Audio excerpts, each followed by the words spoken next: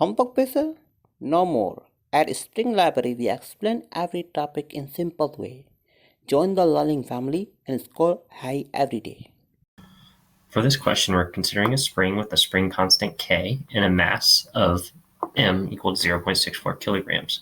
For part A, we set the mass on top of the spring and we slowly let it compress until it reaches the equilibrium point, and then we let it go.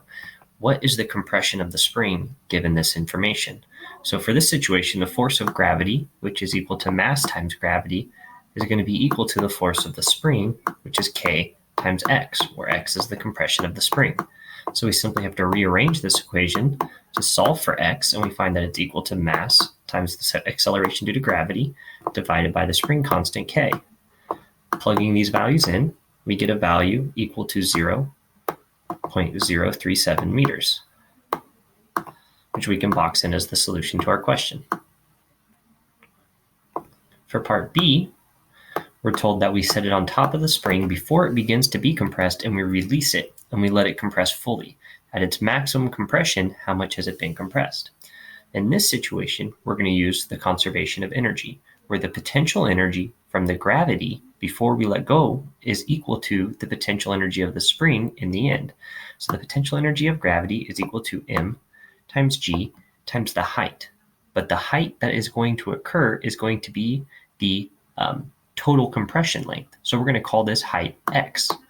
And this is equal to the potential energy due to gravity, which is, the potential energy from the spring.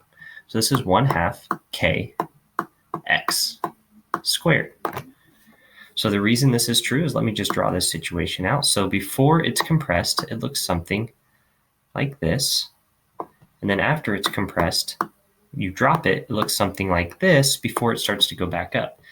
In this situation, in situation 1, the amount it's going to be compressed, this here, is the potential energy of gravity that's being supplied to the system. This is x. Also, the amount that it's compressed is x, so that's the potential energy in situation 2 that's stored in the spring. They have to be equal to one another if energy is conserved. That's why the equations look the way they do. Potential energy from gravity is here. Potential energy from the spring is here. So the x's cancel. That x cancels with the square of that x. And solving for x, we find that it's equal to 2mg divided by k. Plugging that value in, it comes out to equal 0.074 meters. And we can box that in as the solution for part B.